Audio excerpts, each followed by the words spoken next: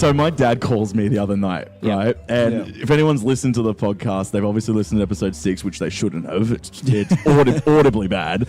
But if you have...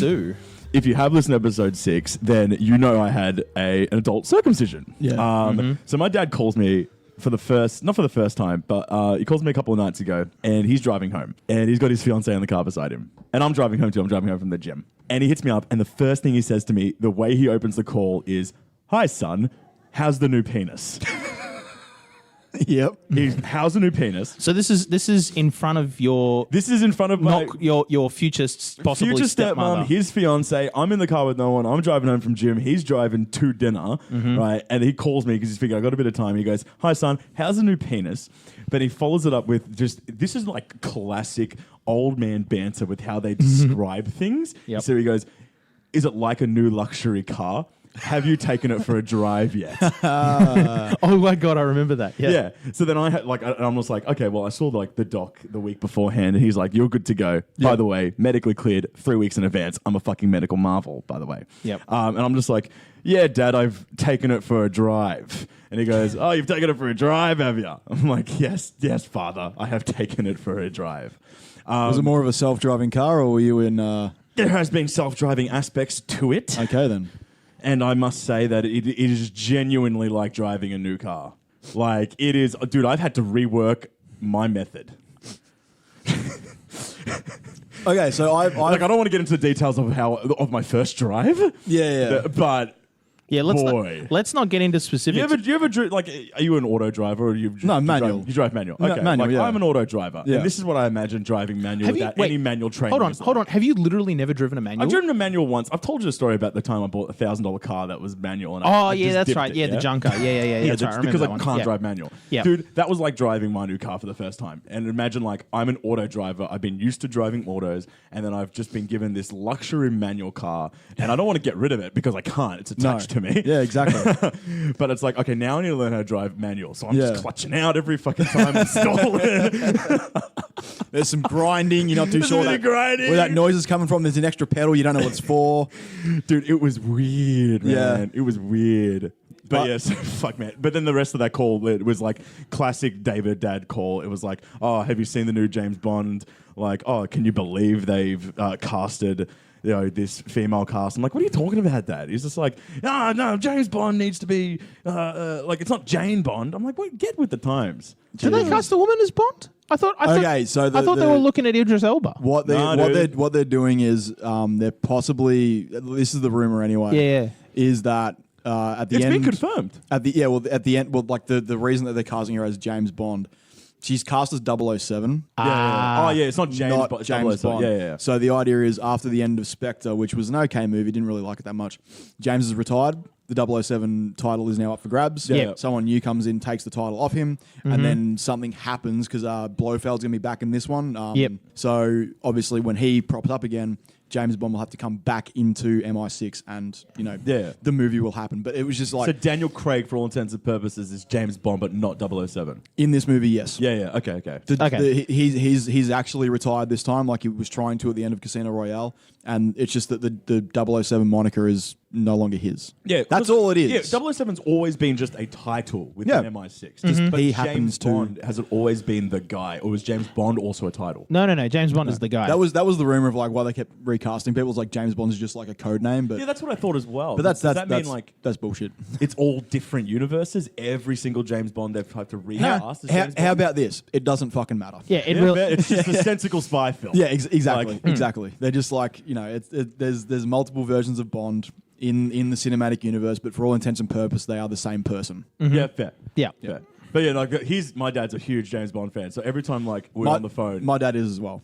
It must be a product of that generation. Well, I mean, they grew up with it would have been the end of the Connery into the he goes Brosnan's the best, and he is really so adamant about it. I'm pretty sure he says Brosnan's the best. He does. If he's listening to this, he's like, "Oh, David, you've just fucked it up." No, he's like vocal about Brosnan. Brosnan has one good movie. I remember this. Goldfinger? No, GoldenEye. GoldenEye. GoldenEye. That's what I meant. No, I remember this because I asked you and you said that your dad was, and I said, what's his favorite movie? And you said, I don't know. And so you messaged him and he said, I think Goldeneye is my favorite and Brosnan's the best, right? And then he gave, I can't remember his exact reasoning for it, but like that's what he said. Yeah. And I was like, yeah, hell's yeah, I like your dad because I'm the same. I think Brosnan's the best and I like Goldeneye. Like that's my favorite. So Like, I haven't watched many, like the only time I've ever watched James Bond or 007 movie has been when I'm in China because it's all he tries to put on the Like, I wouldn't be against that. He is the biggest. Can I go to China instead? I'll sit around and hang out with Daddy Yang and watch James Bond movies all day. I just would not have pegged the man. Like, this guy is Chinese businessman to a T, right? And I just would not have pegged him as this guy who is such an action aficionado. It is quintessentially the ultimate male fantasy. Yeah. You get to be a super spy, you get beautiful women just all over you all the time, and you Yeah. get to walk around with a gun and kill people. And you got cool legally. gadgets. Yeah. And you get cool gadgets. And yeah. you get to drive a fucking Aston Martin. And you have nice suits and you're in fancy places and Yeah. like all of it. Yeah, It absolutely. is It's how I 100 imagine he sees himself. Like, Oh, he's God. sitting at his desk, like, Dude. you know, CEO, big boy, and he's just like, God damn it, I wish I was out there shooting some shit right Yeah, now. dude. Where's my MI6 invitation letter? Dude, Oh, he's Jesus. absolutely. I mean, like, have You you seen have a better chance of becoming Batman, Dad. Like, Have you seen the CEO of Alibaba? Like what he does? No. He literally made an entire action movie just as a male power fantasy for himself. oh, dude, that's such an you can alpha watch flex. it. You can watch it, and it's like he's got like all the big kung fu guys too. He had like Jet Li and stuff in it. Yeah. And by the way, it's a movie about him as himself defeating all these guys in martial combat. Dude, That's the whole movie. It's 2 hours long. That has gotta be, and like- it's free. You can watch it for free. Is that not like the most, like, if you had all the money in the world, what's the biggest alpha flex you can do? That's what he did. That's what he straight up. That's what he did. Dude, that was mine his would flex. be akin to that. Like, you know, Michael Scott from fucking The Office. Like, his big flex was, I'm going to make Michael Scarn, right? And, like, that's how he, like, portrayed himself. Like, to me, that's such an alpha flex. I think we've seen, like, it... That's probably coming through. Is that coming through? Yeah, okay. That's whatever. fine. It's fine. There's people next door. Like, I mean, the biggest alpha flex is we've seen it in both real life and fiction. It's naming a building after yourself. oh, Yeah, my straight God. up. yeah. Actually- Trump Tower, Stark Tower. Yep. It's just like you get to have your name in, you know, on the side of a emblazoned building. across the. Dude, that is a banger of a song, too.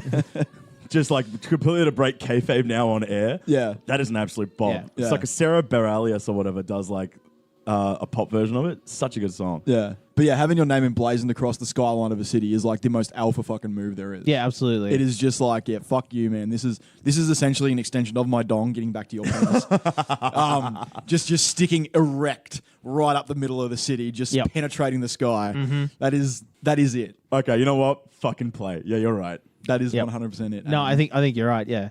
And with that, welcome to Pint Party, a podcast designed to turn a beer and a chat into a tax write-off. I'm your host, John McLeish, and joining me this week is David Yang and Ricki Needs. Ricki, David, welcome. Good moment. good something. Good. First episode reunion. Yeah, boy. Dude, I had someone listen to the first episode not too long ago. Oh my and- God, yes. Okay, let me just Wait, quickly do you want to tell this story? I'm gonna tell the story, but I'm gonna fluff it. Okay. Right. So I had someone Like your penis. Oh, good Ew. one. Well, if they're listening to it now, they know I'm circumcised. That's why I was like, do you really want to tell that story? Because like we. Now I'm circumcised. No, I'll tell it, but I'll change a lot of the details. But the essence stays the same. All right. So I'm talking to this person who I've just met, right? Yeah. And Just for a bit of context without revealing anything, potential romantic partner. I was gonna say, was this the date last night? No. No? So we're just talking, and I'm just like, the first introduction that she got of me was, I'm talking about, like, I run a multimedia company, and we do podcasts. She's like, oh, I listen to podcasts. I'm like, oh, that's dope. That's so dope. Like, oh, I have this Listen to podcast. mine. Yeah, I was like, listen to mine. I have this one called Pint Party. It's like, I can use it. It's like my way of just turning pub banter into, like, a tax write-off. Exactly what the opening is. Yeah. And she's like, oh, that sounds good. It's like shit talk banter. I'm like, yeah, shit talk banter. Personally, my favorite's episode 1, right? So she goes, oh, I'm going to go listen to episode 1. I've completely forgotten what the opening topic of episode 1 was when I first told her this. But this is her introduction to me. What was it again? Oh, here we go. Wait for it. Hold on. So she sends me messages just like, so I listened to episode 1. Uh-huh. And let me just paint you a word picture here. All right. Imagine you're going out to buy lunch and you've sat by like a nice peaceful lake, yada, yada, yada, and you've chucked on this podcast, right? You've had a day at work. Oh, wait, now I remember what the Yep, and you're remembering what the first episode, and she's just like, David, do you remember what that first topic was? It's not something you eat your lunch to. And I sat back, I'm just like, wait, hold on a minute. Like, I got to remember back to what that first. Oh, wait a minute. We were talking about our shitting etiquette. Yep. proper pooping etiquette. Which led to one excellent, brilliant discussion to another, to which finished with, our porn pitch. Oh, yeah, right, yeah. And that porn, dude, that porn pitch might go down in podcast history. The episode is literally called "If There's One Thing I Like with My Porn, It's Stats." Yeah. And I stand by it, right? Yeah. But like that was just the perfect. And this is what I'm thinking. Like It going gets forward, intimate. I think the best way to introduce yourself to a person, anyone, romantic or not, like people I meet at bars, I'm just going to be like, "Hey man, run a podcast. If you want to get to know me, listen to episode 1 of Pint Party, because you'll not get a better understanding of me, you, John, and especially you, Ricki." Yeah, no, yeah. You learn a lot about me. You do. Yeah. Okay, but what happened? Apart from the fact you shouldn't eat your lunch during episode 1, did she have any other feedback for you? No, she loved it. Okay, hilarious, good. dude. That's what I'm saying. People that we pitched the podcast to, we're doing well. Oh, we're that's good. doing well. We got fans, man. People like it. Right. Keep listening. Anything for this week? John, you've got the run sheet. No, I got the run. What do we got? The only thing I would say, I think that's my recommendation. Like, maybe I should put that on a t-shirt. Pint Party. Don't listen to it while you eat. Like, Dude, we need to start coming with some merch. just like you know. Well, I mean, like the Good Moment shirt has got to be coming. we have to do. Good we moment. do. I think the Good Moment shirt might be a bit trademarked by Taz. Might be. Taz has one. Because I think Taz has done the Good Moment first. I think. Taz is an ex-wrestler. Oh, And he runs his own podcast. Oh. I think We'll he have has to- the trademark on Good Moment. We'll have to look into that. I'm going to look into it. Otherwise, I'm Yeah. hacking Good Moment. I'm Can we sorry, do- can we Taz. do a Shout co- out to Taz. Can we Yeah. do a can we do a collab like Taz X Pint Party? Like, because that's a I'll big- reach out. That's I'll like reach the out. thing in Yeah, fashion these let's days. reach out to Taz. I'm going to reach out to the Taz show and be like, hey, man, big fans. We also run a podcast. Might we borrow a Good Moment for a shirt? Yeah. Might we? No, but we have so many good ideas for shirts. Oh my man. God, we do. Just We so any do. like the one thing I like with my porn is my stats. Like that's a shirt. I feel like that's a shirt. Yeah, for sure. We could do a Club Rawhide graphic, unless that's properly trademarked as the actual business. I'll see if they have shirts. That is. fair.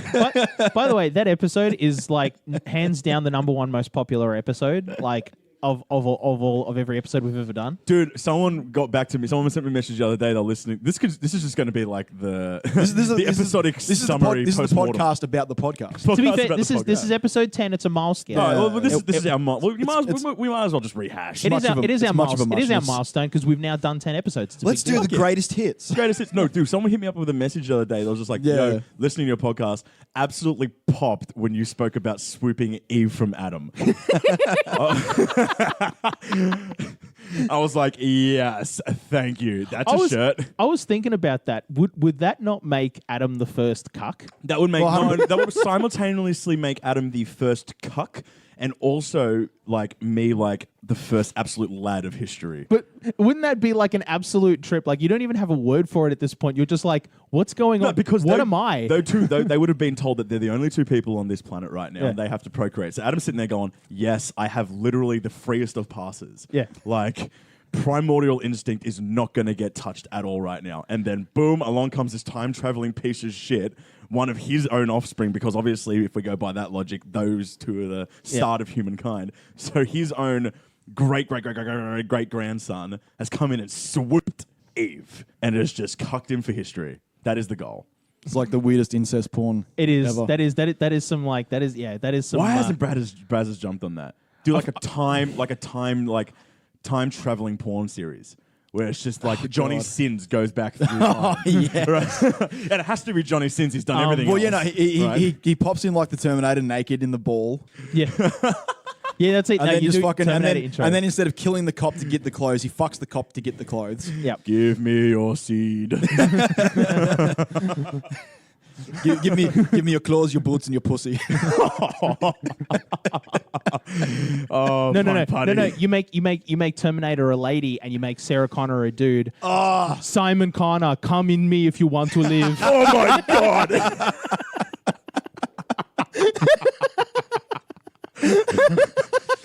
We have written content. We are. on this. Why do we always get back to writing pornos? Oh, it's first episode all over again. It We're going is. to work backwards. Yeah, We're going to I know, finish yeah. with a shit story. It's like the snake eating its own tail. It is. Or Johnny Sin sucking his own dick. Yeah, but we. Dude, I was actually having this, and it's a conversation held throughout time. Oh God. Suck your own You dick. as a dude would you suck your own dick? Or, and the better question is that I don't think a lot of people ask, would it feel more like getting your dick sucked or sucking a dick? Yeah, I just don't know, man. It's just. I'm going to pint pass. We're going to pint pass? Really? He's pint passed. I'm going to pint pass on that conversation. He's pint passed. I'm going to pint I'm pass. just going to give him a for you. Curiosity would get the better of me. Already has. Anyway, pint pass, fair enough. Pint pass. No, let's. I want to talk. I want to move away from that just because, like, I feel like it'd be a weird transfer between that and killing Nazis. Because I've been playing Wolfenstein Youngblood like all week. I mean, would have had sex, the Nazis. Killing Nazis is erotic. Yeah, there is a whole genre for it. It's weird. But I've been erotic Nazi porn. Yeah. There is. Oh god, it's a whole thing. It's weird. Anyway, but I've been playing Wolfenstein Youngblood. Right? Yes. All week, and I just want to say I actually have a lot of fun with it. You're a big Wolfenstein mark. I am a big Wolfenstein mark, and I was really looking forward to this one coming out. But so were a lot of fans, and a lot of fans were upset about it because they're like, "Oh, it doesn't feel like a full Wolfenstein game." It's like, bro, it's $40. Like, it's half the price of a normal Wolfenstein game. Because it's not the next release, isn't it? It's like kind of the in between release. They're kind of doing what Far Cry does. So Far Cry has like a numbered series, right? They've got like Far Cry 3.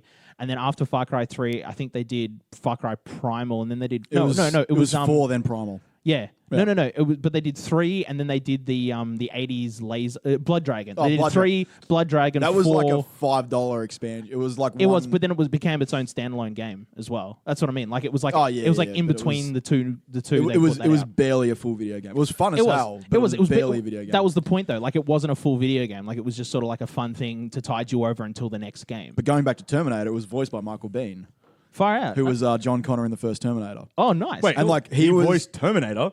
No. He was the voice of the protagonist in Far Cry. Oh, fuck yeah. Okay. Yeah. He was a guy that just never got his justice as an actor. Who? Michael Biehn. Yeah.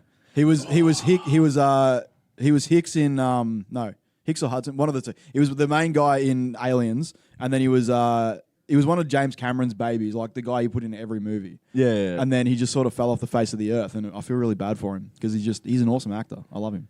One of those guys who you think has star potential but never really lived up to it. I mean, he was like... There's a lot of actors like that, though. Yeah, I mean, I know he died there's in only the first... like 10 really upper echelon actors that we could probably name off the top of our heads, but then everyone else falls below that, though. Like, if you had to put like an underrated actor right now into like the roles of someone who has the notoriety of Brad Pitt, Leonardo DiCaprio, who deserves that like respect, who would it be? But I'm not even looking at it from like award standpoint, but from the fact of like their acting is that good, their on-screen presence is that notable, they deserve to be in the discussion of someone like Leo doesn't really have to do a casting call, I would imagine. No. It's kind of like, you're Leonardo DiCaprio, we know you can act, we know you're good for that role, here's that role. We're coming to you with parts rather than you coming to us. Like, who deserves that? Sam Rockwell. I'm pretty sure that he's the kind of guy who gets parts written for him, but I still think he's the kind of guy that still needs to go and audition every now and then. But I love him. Everything he's in, Moon, fucking fantastic. Seven Psychopaths, he's amazing in that. Like, he's just this beautiful character actor that just does such a fucking good job in everything. But I just don't know if he's like at that level where people are coming to him rather than like the other way around. Yeah. He's so fucking good though. I love Sam Rockwell. Fair. Do you have one, John? No, not off the top of my head. Yeah. It is it's tough. Because it's like you look at a lot of actors, especially now, because there seems to be a new breed coming in. Seems to be a new turning of the tide. Like Leo and Brad Pitt with this last Quentin movie. Yeah, I know. But the I think it was Time Magazine or something this week released like the highest paid actors of the last year. Chris Hemsworth, number 2. Who's number 1? Downey Jr. Yeah. Yeah, Downey Jr. Because he apparently had struck a deal with Endgame. He made $100 million off Infinity War and Endgame combined, and has a like 3 to 5% back end on profits. Yeah. Dude, have you been following the discussion happening currently? Should Robert Downey Jr. be nominated for an Oscar for his portrayal of Iron Man? Like, and I think there's merit to it. Like, because the way we look at the Oscars now, it'd have to be based on his performance in Endgame. Yeah, but even then, a point has been made of like not many actors or characters have been able to do what Downey Jr. has done with Iron Man, in the sense of like, granted, it's lots to do with the writing and how Endgame was just so big that it couldn't have failed, right? Like, it couldn't have failed. No. But then you put Downey Jr. in that role and just being able to captivate people, especially in that final scene that he was in, where it's him and Gwyneth Paltrow. Is it Gwyneth Paltrow that plays that role? Yeah. No, I would argue the scene before it. Or even that, where it's just I am Iron Man. Yeah. His ability to get into that role and then to have that role gravitate people towards him. Like anyone. Granted, a lot of those people are watching that movie anyway, but even him in that position is still captivating enough. I think there is merit to give Downey Jr. At least a nomination. I would even argue the scene where he gets back to Earth. Yeah. Where he has like that Basically mental, not a beat mental in that breakdown. movie where Downey Jr. wasn't absolutely killing it, right? So then we got to look at like what is this criteria for Oscars if we're going to be looking at something like Endgame, which has broken records across the board. The movie itself Finally passed Avatar last week. The movie itself should be nominated for an Oscar for its achievement of just being able to be this box office hit. Like Avatar was nominated. That's not a thing in the Oscars. Like nobody cares how much money it makes. So no, exactly. And I don't think it should matter either. But even then, it's still critically rated very highly. Yeah. Right. Like that's what I'm getting at. Didn't they try to like introduce a comic book-esque category? Yeah, because it seems like comic books stand in their own. Then it just it just blew up in their faces and they got rid of it. Because I think it was announced like earlier this year. They were like, "Oh, we're thinking about adding like it wasn't comic book, but it was like pop culture phenomenon kind of category where like either like the biggest movie of the year or like whatever would be in consideration for." I can see why it wouldn't have worked because it really would be Marvel and DC. Like it wouldn't be much variety in terms of like what happens within those. And even spheres. then, like Marvel's putting out more movies than DC. Yeah. But what I'm getting at is like it'd be almost Disney fighting Disney because then you could almost throw in like Star Wars or something like that. Depending on how good this new one's going to be in December, it would qualify for the Oscars next year because it releases before January 1st. So it'd be just Disney fighting Disney. At that point, it's no fun. But what I'm getting at, like back to roundabout, like this, there's a discussion happening like amongst the interwebs of Downey Jr. should be recognized in some kind of really high academic capacity, like academy capacity, for what he has done with the franchise of the Avengers series and his portrayal of Iron Man. Like, there deserves to be a claim, even if it's just a nomination. Because I even do believe his acting as Iron Man was great. Like, I could not imagine another person playing Iron Man. Oh, hell no. Right? And even with the, like... Oh, fuck, actually, given the character of Iron Man, it was a role for Downey Jr. And he took it to a whole stratosphere of his own. Even the scene with his dad. When he goes back in time. Yeah. In the 70s, yeah. Fuck. For me, that kind of foreshadows what happens next, though. When you look back on it, you go, "That's foreshadowing right there," because that's Downey Jr. resolving his own internal storyline. Because Iron Man's big thing was always that he was trying to compete with his dad, right? And he felt like he could never match up. And then in that moment, he goes, "Oh my god, my dad was just like me, like freaking out about having a kid, right?" And then they kind of resolved that internal struggle within Tony Stark. Yeah. So that was kind of a whole thing. But no, for me, like the scene, I Am Iron Man scene. Yeah. Huge spoilers, by the way, for Endgame this whole time. It's out on digital. It's out on digital. Which I bought it day one out on digital, and I watched it. I literally watched it last night. Good moment. That's what I'm getting like at, that. But anyway, that scene. The story is like that scene originally wasn't in the original cut of the film. It was when they were editing it. The Russo brothers were just like, we need like a thing here. Right, and it was honestly the editor of the movie while they were sitting there being like, "Oh, we need a thing," and the editor was like, "I am Iron Man." Like that's it. Like he says. No, I heard Downey Jr. improv'd it. No, he didn't. Ad-lib. No, it wasn't. No. The Russo brothers talked about it. It was the editor of the movie, right? And so this is after everything was shot, production had wrapped up, right? They're editing the movie in the editing bay, right? The editor was like, "Well, he's got to say I am Iron Man here. Then that's what he's got to say because like that's a reference call back to the first movie as well, right?" And the Russo brothers were like, "Holy shit, perfect, yes." They called Downey Jr. Robert originally didn't want to do it because he said, "Well, I've got to try and get back into that emotional place." Right, of that scene. Because originally he didn't say anything. It was just like he just did it, right? And which even then would still be rather impactful. It would be. That's why they shot it that way. But like this was like that took it that extra level, right? And so he originally didn't want to do it, and the Russo brothers were like, "Come on, dude!" Like and they explained it to him, and Robert was like, "Oh god damn it, yeah, okay, we got to do it." And so they did. So that scene was literally the last thing they shot on that film.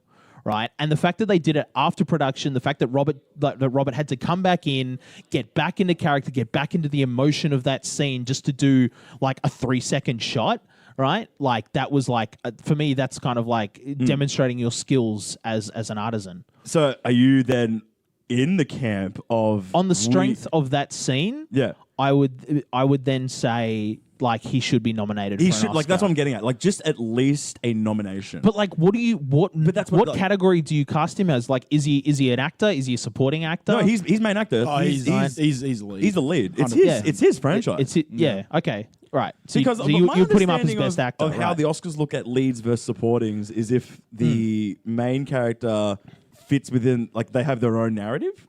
Yeah, Something like that's where true. support is just within supplement to the main narrative, whereas certain amount of screen time and there's a bunch of criteria that go Yeah, into okay, it. so he It would also he would goes meet on all of that. billing. And Yeah. Downey Jr. is always first. yeah, billing. he's He's first top bill. billing. Always he first gets top billing. billing. Wait, although did he get top? No, he did get top billing. He's top billed in every Avengers. Yeah, one. yeah. It's him, then Chris. No, him, then Chris Evans, then Chris Hemsworth. yeah. I'm pretty Usually, sure. yeah. No, but Yeah. I'm trying to remember the Endgame credits where when they got to the main his line. was last, but deliberately done. Yeah, so. his was deliberately last. Yeah. And it like went. Oh, dude, I remember that first time when we watched Endgame. I think it was like the second day it might have been out. Round of applause after that because they gave a bit of space between finishing. I'm pretty sure Captain America was second last on that final bill there. Yep. So, yeah. And then there was like a bit of space because everyone was building to Downey Jr. being that final applause, and he even got a longer like credit scene as well. He's got the longest. Yeah, he's dude, got the there was longer one. actual round of applause. Yeah.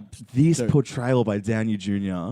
in this role, like right place, right time, right moment in history, right, for this role to be something this powerful. Yeah. Like we're not going to get something like this again. No. In my opinion. I've not heard a level of silence in a movie as I did. Like usually there's rustling or like breathing and shit. Yeah. But after he snapped and then everything disintegrates and then it goes to the final scene with Paltrow and Don Cheadle and fucking Spider-Man. Literally, Dude, apparently literally, the extended it was- edit has had everyone on their knees or something. Yeah, I saw the cut. It's basically just doing the funeral scene all over again. Yeah, It's, yeah. It was kind of like we've done this twice, so they cut it. But it was good. it was everybody that Iron Man had ever interacted with, including there's this one kid that nobody recognized. It was the kid from Iron Man. Oh, 3. yeah, that was in the funeral scene. Yeah. Yeah. But yeah, they're just like no one was breathing in the cinema. It was just it was deadly. Dude, that was the silent. same at the end of Infinity War. Oh yeah, the end of That- Infinity War was just like I was having this debate last night. everyone was just kind of like, what the fuck just happened? Well, because I was having this debate last night, and the reason I like Infinity War better than Endgame, personally, from a movie standpoint,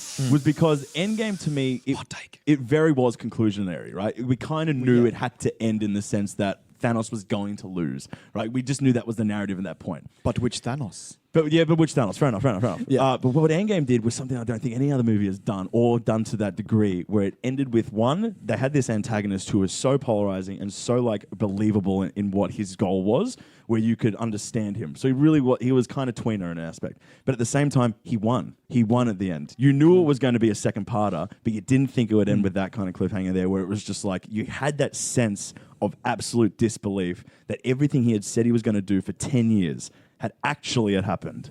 And then actually they had gotten rid of all these people. Yeah. Right? Because you got to think about in the time, in that vacuum, you're sitting there, we don't know the narrative of Endgame at this point. We're assuming that it's literally just going to be the final Avengers having to do something, and that's it. We didn't think they'd bring them back. Granted, when Endgame comes around, we know it's like, oh, they have to come back, and they work out time mechanics. But at the end of Infinity Wars, at that moment in time, that felt so raw. Like that he had actually won. Yeah. Like he had actually won. And that has never been done before. Like that to me is so powerful. And the silence in the cinema at that time there, palpable. Oh, it was unreal. Palpable. Yeah. Fuck. I remember just sitting there for like a good 5 minutes. Just I couldn't move. Yeah. Because I was just like, what the fuck just happened? But yeah, no, so Downey was Jr. great. deserves a nom, in my opinion. No, we're good. We're good. I spilled coffee, whoops. Ricky just spilled coffee very, very close to the recording equipment, but it's all good. It's fine. It's fine. It's all good. Speaking of people who thought they were doing the right thing, Nazis. Yeah. Right. I'm bringing it back, baby. Yeah. All right. So yeah, that's what I've been playing Wolfenstein Youngblood, and for those who don't know, like I said, it's sort of like an off-numbered series, but it does contribute to the main storyline. Yeah. Like, there is actual plot there that contributes. I've played the whole way through, and by the way, not only have I played the whole way through, I've played all the way through the main storyline and all of the side quests, and there's a lot of side quests. Yeah. So I've done every single mission in the game. All I've got left is a couple more collectibles to get, and that's it. And I've been doing like the dailies and stuff. For me, it feels like Destiny 1, but with the Nazis, right? Now, Is that how its gameplay is? Oh, me and Kind Destiny of. 1 have issues. yeah, no, me and Destiny 1 have issues as well. But I like, think Destiny 1 and the whole universe has issues. yeah. But here's, but No, here- hang on, sorry. Destiny 1 and Peter Dinklage have issues. yeah, they do. But like for me, so the difference between the two for me though was like Destiny 1 touted itself as this enormous game. Well, Destiny 1 And it touted itself wasn't. as Destiny, and there wasn't going to be a Destiny 2 because Destiny was going to be like it. Yeah. this. Yeah.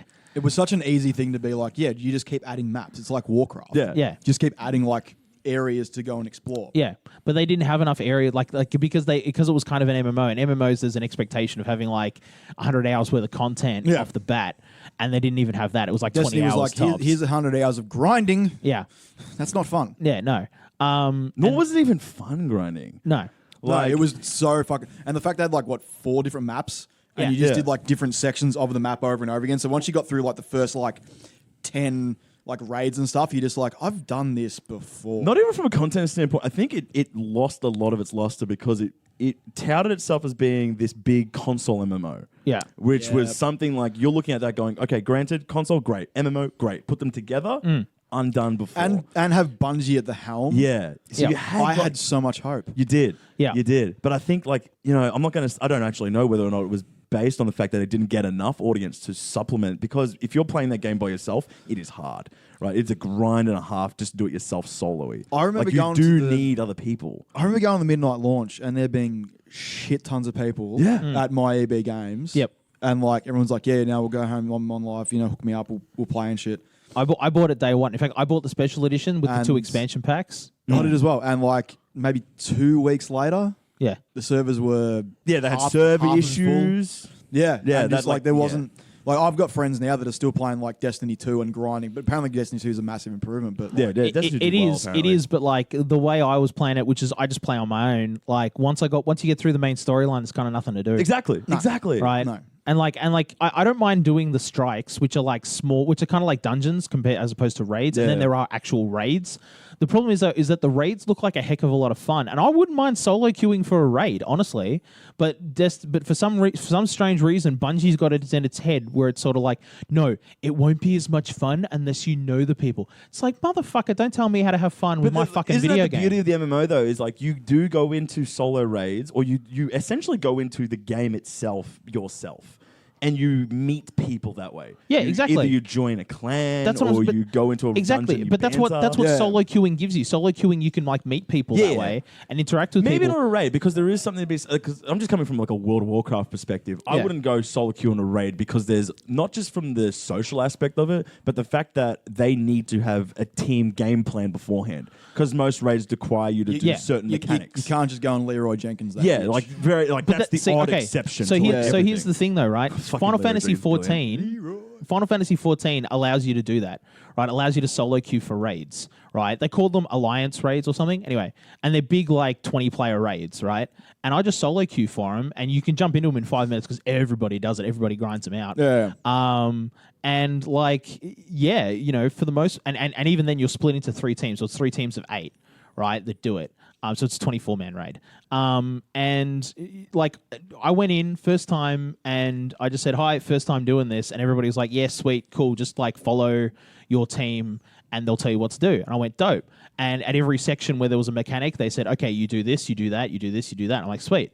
Right. And they were even specific. They're like, okay, you're DPS, go and stand here. Great. And I just knew what to do. And then next time I ran through it, I knew what to do. Yeah. It was easy. Right. So like, but so solo queuing worked, right? And I was able to do that for the different raids. Granted, I haven't unlocked all of the raids. I'm only doing a Realm Reborn content for those playing at home. But like, that's what I'm playing, and it's fine. Like solo queuing for a raid wasn't a big deal for me.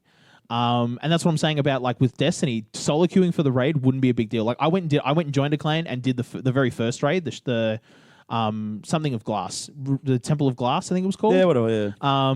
And I went and did that, and like it took 5 hours. It was a tough raid, but like I did it with strangers I met on the internet. Yeah. You know what I mean? But like that's not the ideal. It is the ideal, but not the ideal. No, but it was fine. specifically for raids. 'Cause But I it can was understand fine. from It a was fine hardcore perspective. because the other people knew what to do, and they said, "Here's what we're going to do." Oh, I went, but like sweet. you got lucky then on solo queuing into a raid where everyone else knew what to do, but you just happened to not know what you're doing. Yeah, but even if we didn't know what we were doing, part of the fun of a video game is figuring out how to exactly. do it. I'm not saying that's wrong. What I'm getting at is we might be the minority of the opinion on it, where the majority might be, if it comes to a raid, Yeah. I want there to be, everyone knows their role because we want to get this done. But then the people, when the new raids come out, literally nobody knows what they're doing. Oh yeah, but more people at that point already have established clans. Yeah, but Like and those they are the were people going who in do it with 4 first or and 5 disseminate the mates. information. Yeah, Right. but what I'm getting at is like solo queuing for dungeons, fucking brilliant. Like, I'm coming from a WoW perspective. Go in there, because they're kind of mechanically so easy, you're just bantering. That is how you establish these kind of like friendships and shit, which is so cool. I love that about MMOs, right? Like this ability to like, you go into a game that you know is meant to be like cooperative in the sense that there's so many other people who are literally just you, right? Solo guys jumping into a game, right? But you've managed to build these kind of like friendships, these kind of clans that like you have, like it's a whole other life you're living, right? And then that builds up from there. Then you do raids and all that kind of stuff. Destiny didn't have that. Where WoW, that was what the bridging was between you being a solo guy and then raid was clans or like guilds. Yeah, they call it guilds. Yeah. You join a guild with like just someone like either because you knew that guild was like, oh, a raid guild, or you knew that guild was a social guild. And if you're like, fuck yeah, I like a social guild, you jump in there, you just have banter, and then you become boys, and then after a while, it's like, fuck yeah, let's do a raid because you've just managed to meet 15 other people who are like you. Yeah, but the option was still there in WoW to solo queue for a raid, wasn't it? Oh yeah, it was. But what I'm getting at is they enabled you to have that bridging. Exactly. But my point being with Destiny was it didn't give you a choice. That's what I'm saying. There was only one way to do it. With Destiny, I would have loved to have seen go fuck yourself. Like, I paid $130 for this video game, right? I want to play it the way I want to play it. Because I bought the special edition on PS3, right? By the way, and I bought it on PS3, fucking got cucked on that because I couldn't get the third DLC, right? Because DLC came out on the next gens? Yeah. Yeah, fucking hell. I did the current gen. Oh, current gen, because next gen's coming out next year. But it was yeah, exactly. But no. But at the time, it was next gen consoles. It was, yeah. Dude, they were called next gen consoles for a long while. I still call them next gen. Just the prolific nature of the 360 and the PS3 because they had such fucking long lives. 10 years.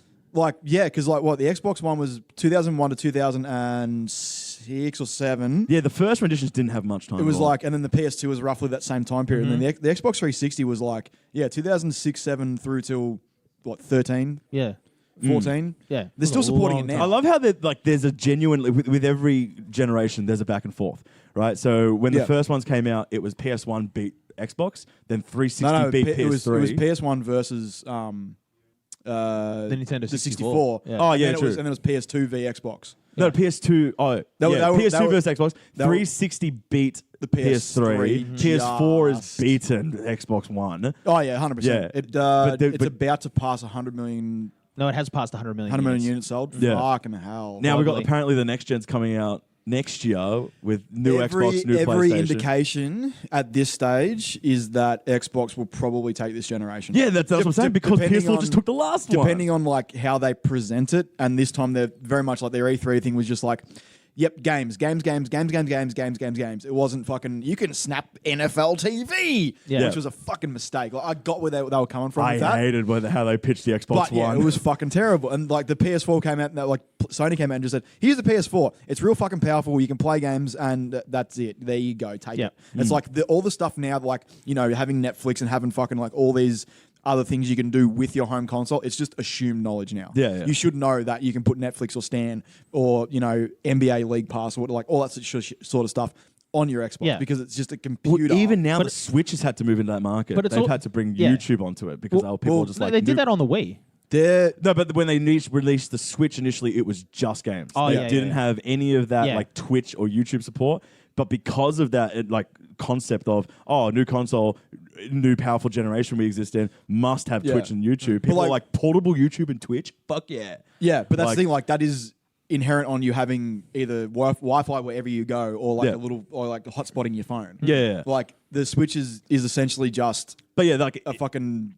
You know, it's a bigger Game Boy. It's a bigger Game Boy. Yeah. If you don't have like an internet connection, it's just a game machine, which is what I want a Switch for. But that's in that's in the Australian market though. Like if you think about the US market, because in the US market you can get unlimited data plans for like $30 a month. Oh yeah. Right? We're the only country worrying about fucking data. Do you reckon there's a market for a Switch with a SIM slot?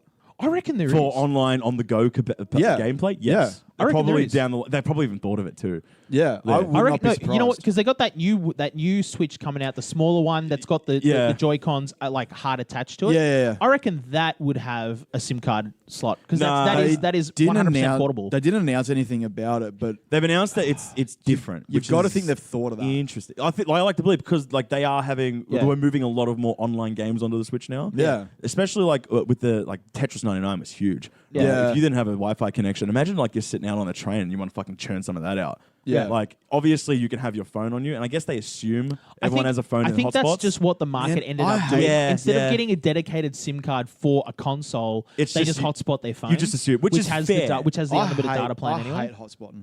So do I, but I think it's a fair assumption to make. It's so sketchy. But like, just think about like if you had like, and you just make it like $20 a month, and you get like, you know. Well, data costs nothing at the end of the day. Yeah. Like, it really doesn't. So, like you said, like, you can get massive unlimited plans in the States for basically $30 or whatever. It was 30. It was like, I did it when I was over there for E3. We got a... Yeah. And this was, by the way, we rented a phone from them, which was a $50 deposit for a little cheap touchscreen smartphone, like a little piece of shit, whatever. Yeah. And then that came with unlimited data for $30 a month. And it was a month-to-month plan, by the way. This wasn't a contract. Because we said we're Australians, we're literally here for like 10 days, and they went, "Don't worry, we'll hook you up. Give us a deposit for the phone, right? And then we could have even brought our own phones in, but all of ours were locked to networks and all that shit. Yeah. So like, we'll just give you a phone. Don't worry about that, right? Here's the deposit, and then plus pay us $30 up front, and you've got data for the month. If at the end of the month you don't have to give us any more money, just throw the SIM card away, or keep the SIM card, bring it back to us. We'll reactivate it for another $30. Yeah. I went, oh my God, that's brilliant. And it's as much data as you want. I downloaded a game over my phone. It was like 5 gigabytes, right? And I felt really weird hotspotting to my laptop doing it. Dude, this is just how bad the Oz internet was before I even got the NBN. Was I once switched over to a new phone plan, and their deal they had at the time was 1 month unlimited data. And I was like, yo, what the fuck? So I tethered everything to my phone. My phone at that point in time wasn't a phone. It was literally routed. So it was powered, like always on charge and always on hotspot. Yeah. Dude, I was downloading shit at like fucking 15 megabytes a second, man. 4G LTE is faster than ADSL2 by a fucking margin. It Dude. It's and so now that quick. NBN's here, it's like, not a moot point essentially, but like... Dude. The NBN even fucking like, it's like in and out, hit and miss. Yeah, I know. It depends where you are, how good your connection is, what your like property is set up to, whether it's like fiber to the building, fiber to the node, fiber to your fucking... and whether or not like, Mercury's in retrograde at the time. Yeah, like exactly. That is just how fucking finicky what it is. phase is the moon in, depending on how good the Wi-Fi fucking is. Like, it's fucking trash, man. I hate it. I hate it so much. But like, you know, I don't want to get too deep, but fuck the government, man. Like, we're not... They spent so much money, like... Basically, like the current government spent so much money fucking over the previous, like the Labor government, because they set it up where it was just like, yep, let's just let Telstra do this because this is what they fucking do. And like, I know it's privatizing the telecommunication network, whatever. I don't really give a shit at this point, just as long as it gets done. Yeah. But the fact that like the Liberal government, like, no, we'll do like it's going to be like half copper, half fiber. It'll be fine. It'll be done in like 5 years. And it's like, no, fuck you. In 5 years' time, fiber optics might be out of date. Yeah. We might be on fucking satellites that beam fucking signals to our brains at that point. Like, I want the tech that it's like your lights can produce Wi-Fi and data. Just shit, yeah, Like, crazy that's the thing. shit. I know. That's what I I'm want saying. fucking crazy shit in this country. But man. here's the thing, right? Can we like, just become Have you heard about the weather balloons? What do you mean? I know what weather balloons Oh, are. is that like, the Facebook one? No, yeah, well, yeah, but like apparently, so in areas in like really remote Australia, they just have weather balloons that like hover above the city, or city. I mean, like the fucking the dirt. the dirt, yeah, the 2,000 acre property, and it just beams Wi-Fi from a satellite down to the property. They would be getting perfect 100 megabytes I know, a second. I know. And what the fuck are they using I it want for? I want a fucking personal weather balloon with my fucking internet on it, because like it's like Facebook has that for the African continent. Well, Yeah, that's exactly, what they want to do. Yeah, they're doing that as well. Just right? a huge fuck off dome Yeah. over Africa that just supplies Wi-Fi. And no, And it's gives not, everyone it's not one, cancer. It's not one weather balloon. They have a bunch of weather balloons for Yeah, it. but- And then Elon Musk is setting up a similar thing for Elon. for the whole world, right? And the way his one works is it's with lasers. Elon Musk is just an enigma. He is Hank Like, Scorpio. he- is oh my God, he is. 100% fucking Hank Scorpio. Oh, dead And set. you could click his fingers and he would turn heel on the universe, and there would be nothing we could do about it. Yep. There would be nothing. The entire human race could stop Elon Musk. Actually, instead of Hank Scorpio, I feel like he's a bit more like Tony Stark. No, Right. but Tony Stark's like no, chaotic good. he That's what I'm Right. saying. He That's what I'm wants to saying. be Tony Tony Stark is Stark. chaotic good. No, Hank Scorpio is that perfect chaotic neutral, I reckon. Hank Scorpio is neutral, is like neutral evil. He's Right. he's neutral evil. Right, that's what I'm saying. He's Right, very whereas evil. Tony Stark is chaotic good. Right, and Yeah. that's what I mean. Elon Musk is more chaotic good. He's like, I want to make cars that save the environment. I want to make rockets that can colonize Mars. But at the same time, I'm going to shitpost on Twitter. Right, Exactly. He's that's the like he's he's like chaotic the good. first, He's the first generation of like new billionaire that knows about memes. That's what I'm saying. And that is like, I feel like that's a dangerous thing. Dude, like, it that is- His ear is to the ground. Yeah, like, I that know. is- it almost tanked his company. I know. Right, that's what I'm saying. Like he shit posts on Twitter to the detriment of his own company, and the SEC has to step in and Yeah. be like, "Don't Well, shit that's post like, on Twitter." But you think you're sitting there going, "Oh fuck, man." You watch someone like fucking like people like Bezos has tried to meme, Zuck has tried to meme, and they're just not good at it. No. Whereas like Elon, he knows the shit posting culture. He knows the meme. It's weird. It is. For like people like us who just like, because I live on fucking Twitter and I love shit posting. I love all that sort of stuff, and it's funny. But it seems like such a thing that is like it's ours. It's accessible to like just regular people and like people who have money or a business or like They just don't bother with it. They don't bother with it. Like, what is the point of like I go on Facebook and Twitter and look at shit posts because I have nothing better to do. Elon is running a company or multiple companies, has to worry about fucking sending rockets into space and making electric cars that are actually viable to the general but public. man's got to have some downtime. I know he has to have downtime. Man's got to take a shit. He's got to It's take just- it for about 15 minutes. Yeah, I What do know, you think but he's it's doing? it's so strange to me that like a Facebook pages that I like, say, let's for example, Simpsons shitposting, which is, I think the best Facebook page in existence. He could potentially find that page and like it as well. Yep. And it's just so weird to me. I've that always wondered, like, someone who is so inaccessible as him. But he isn't. That's the thing. Like you can literally just tweet at him right now, and he'll get back to you. No, I know. Like I've seen that. Like people just tweet at him. that's It's the like, "Hey, bro, what about brilliance. this?" And he's like, "Yeah, dude, we're gonna do that." that's the brilliance of like what Twitter has done, obviously, and what like Yeah. Instagram is doing now as well. Like probably just as good. But even like I get what you mean. the like, mate, accessibility. yeah, but the thing is that even then, most celebrities aren't accessible that way. Like you can comment and you will but never that's about hear it. from But them like, again. but it's the idea that they can They comment. can. 100%. Most celebrities, it's their intern. It is. It's That's what someone I'm saying. else Yeah, true, tweeting yeah. for them. That's- Nah, but Yeah. like, and my example was like The Rock. I feel like The Rock is like, when it comes to Instagram, if you write something really funny to him, he'll clap you back. Like I've seen him clap you back before. I think like he controls his Instagram. Yeah, he I definitely don't does. think he does his Twitter. I No, I think don't someone think he else does. probably takes care That's of what I his mean. Twitter. Where Elon, it's him on Twitter. That's what I'm 100%, saying. Like, it's yeah. him definitely. because And it- that gets him in yeah, trouble. e- Dude, exactly. I'm still worked. I don't actually know if Donald Trump's running his own Twitter. No, he hasn't been for years. But that's what like everyone. Well, then whoever the fuck, whatever intern at the White House is running his Twitter, No, even has before- like picked up his mannerisms so fucking Yeah. well that it's like it's scary. No. So Scary. it's kind of 50-50 with Donald. So some of his tweets are done by, and this is before he was president as well, by the way. This is back when he was just like CEO of Trump. Well, Trump, he's Trump Co. the first president to use his personal Twitter. Yeah, they all use Yeah. the POTUS one normally, but Have he's you like seen- generally the one that uses real Have Donald you Trump. seen the POTUS one? They just retweet. Yeah. All it does is retweet Donald Trump's So tweets. that leads me to believe that means either he might not be running it, but it's still the I official word. I feel like he's the one running that Twitter because it It's- feels like like when you see him speak and then you Yeah. read his tweets in that Yeah. voice, it's like that is. Oh no, I Dude, agree with you. Journalists have written extensive articles on exactly this topic, on Yeah. who's in charge of his Twitter. And the going consensus is it's 50-50, right? Okay. So that is a weird thing to- he has White House staffers who work on his Twitter, but then you'll see tweets coming at 3:00 in the morning, and that's him lying Yeah. in bed tweeting. Yeah. Right? That's what I'm saying. Like right? anything that seems like official or like Yeah. is stuff that we need to know. Is or a like, so staffer. the American is a staffer, but Yeah. when he's fucking like Alec Baldwin was terrible on SNL, that's him. I Yeah. love that. And That the is 100%. meme. Yeah, Like, that's him. Yeah. Fucking I love Kefefe. that. But that's what, like, and like this, take away from the fact that it is Donald Trump, the person, for a moment. The idea that this man is in control of like a position of power and he can just subtweet and just be like, God, Alec Baldwin sucks in this movie. Like, fuck yeah, man. Like, fuck yeah. Give me more of your own personal opinions. Just because you're the president of the United States, you don't have a personality anymore? No. Yeah. That's what I loved about Barack. It's what I loved about Barack. His personality was always on show. The thing is, like, like Barack wasn't even the first to do it. Like Bush Senior, True. Bush Junior did it. Yeah, Bush was. Bush Junior. I remember one of his. He was known for his personality. Okay, so do you remember the TV show Desperate Housewives? Yeah. Bush's wife loves that show. Absolutely loved that show in its heyday. I remember, like, it was a whole press conference, and he was just like, "Yo, I watch Desperate Housewives in bed with my wife because she loves the shit out of it." Like, he was projecting personality, like, even back then, right? And That's what I love about that's- this but- Trump Twitter, But that's been a thing through history, though, because Teddy Roosevelt, right? Actually, Teddy Roosevelt was such a fucking badass, right? He was on his way to give a speech. There was an assassination attempt on his life. He gets shot in the side.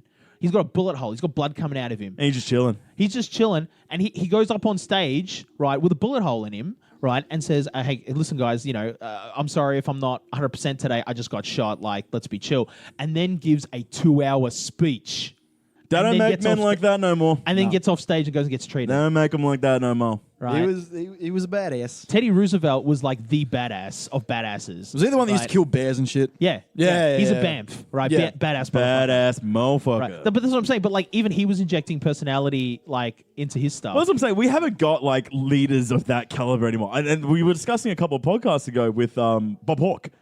Like, and Hawkeye. Hawkeye's like the last lad who have ever sat in that office where it Rest was just in like, peace. rest in peace. Rest He's a in fucking peace. absolute Aussie legend. But politicians have always like had their way of injecting personality. It isn't until the social media age that we've really seen it come through. Again, right? And again, like Donald Trump isn't even the first to do it in this age because everybody forgets Kevin Rudd pioneered politicians using Twitter.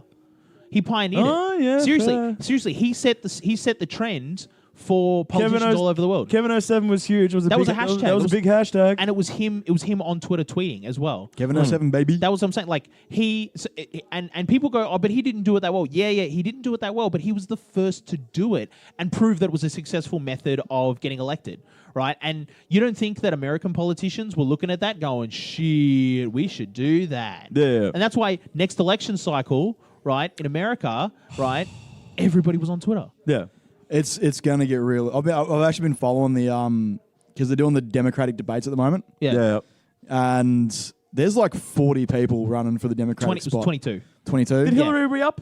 No. No. But Bernie has. Bernie's back. Dude, Bernie's got to be pushing like 78, man. Like he's 77. By the time you get into the office, bro, I don't know. If he does 2 terms, by the time if he got elected and did 2 terms, he'd be almost 90 by the time he finishes office. Well, I mean, the man looks like the man's holding himself youthfully. Yeah. Like respect at 77. Well, look, they reckon that Joe Biden, I reckon, might. Nah. Apparently, Biden.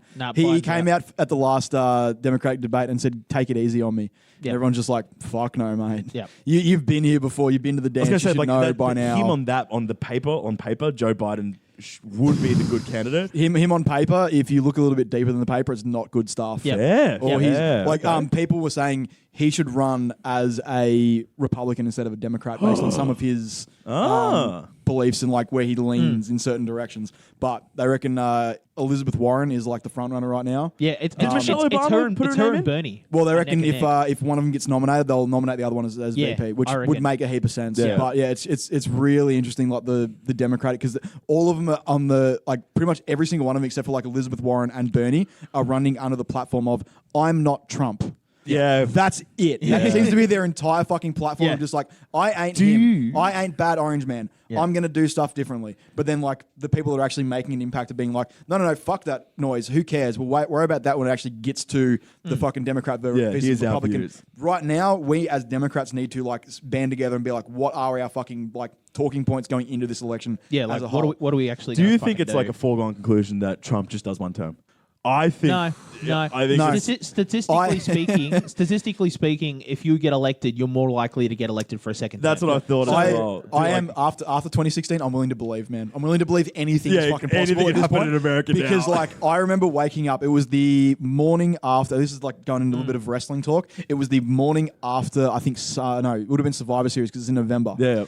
I went to a mate's place. We got drunk watching Survivor Series. I crashed at his pad. We woke up the next morning to watch Raw, and I just jumped on Twitter, just being like, "Oh, we'll see how far Hillary is up."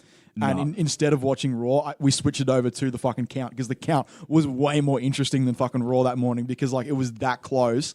And then as we started watching it, world was in started disbelief. leaning towards Trump, and I was just like, "There's no fucking way." An hour later, it was just pretty much confirmed. Dude, it was like I remember that morning of just it's being one like, of you remember where you were when 9/11 happened. Yeah, you remember where you were when Steve Irwin died. Yep. I remember where I was when they announced that Donald Trump was the president of the United States. Yep. Like Yep. John was at my place. Yep, we were recording a podcast. yeah, Jesus. Yep. So- And so we were I am- drunk as skunks too. Yeah, I am 100% ready to believe anything at this point. I 100% think he can, like, 'cause he is such a polarizing figure, but the fact that, like, he has that much of the American public clearly on his side. Yeah, which is interesting. And he hasn't really done anything to alienate himself from Hey, that man. portion of the populace that voted for him in the first place. No, he like, has. They're happier. No. Yeah. A lot of Trump voters aren't happy with him. Like, because he's not extreme enough. not extreme enough, but also he's just not delivering on promises. That's what it was. Or he is, and Well, they didn't where's that realize wall? how it would bite him in the ass. Where's that wall, Donald? Where's that wall? No. It's not even that. So, like, a lot of corrections officers voted for him, thinking that they'd get a better deal, they'd get better conditions, better pay, and he's never delivered on any of that. A lot of steel workers voted for him, thinking that they'd get better conditions, More better pay, and more jobs. jobs. More but jobs because of in the trade America. war, they're not getting anything, so they're losing out as well. Like, a lot of Trump voters second guessing themselves because nothing's happened, or it's gotten worse for him under Trump. Yeah.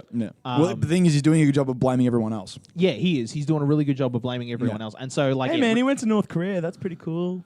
He said he's in love with Kim Jong-il, man. Yeah, Or Kim Jong-un.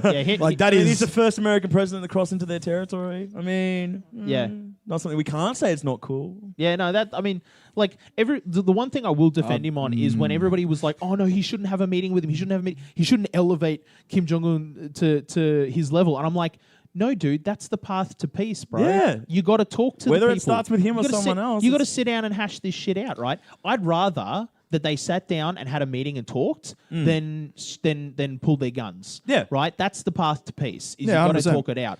And so, Dude, like, Dennis Rodman did it first, man. Respect to not Dennis really. Rodman. WCW did it before Dennis Rodman true. did. Yeah, The largest wrestling show ever, Dude, how fucked was still that? belongs to North Korea. oh my God. 200,000 people over 2 nights at that huge fucking that big soccer stadium there. in whatever their fucking capital is. Yeah. Pyongyang. Pyongyang. Yeah, WCW in like the 80s, I want to Dude. say, or early 90s, went across there and did 2 shows. We're talking about WWE blood money. Yeah, I know. Like, fuck. WCW, you ain't innocent. If Vince steps over there, it's like, hey, Kim, man, like, let's put on a How you wrestling doing? show. Yeah, bro. How you doing? Yeah, find some. We want to come over there and like find some talent to bring The across last to NXT. slap to WCW. The final slap. Oh, my God.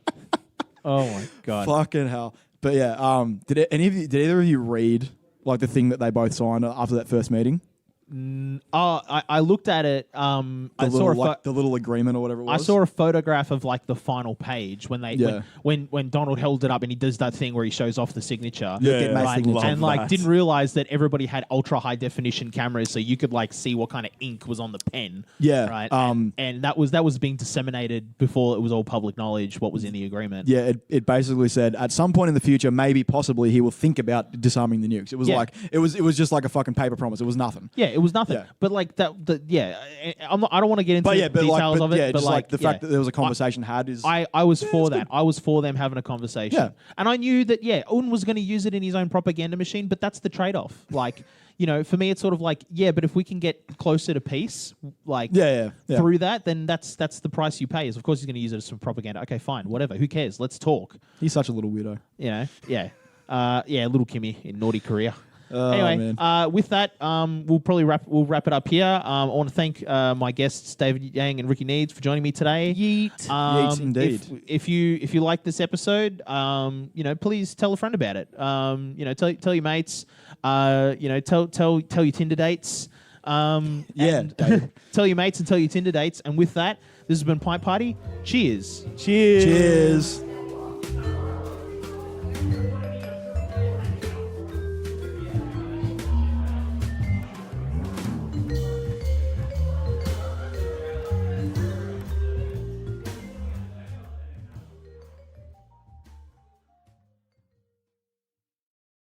This is a Heartifact Network podcast. Find us at heartifact.studios.com.au.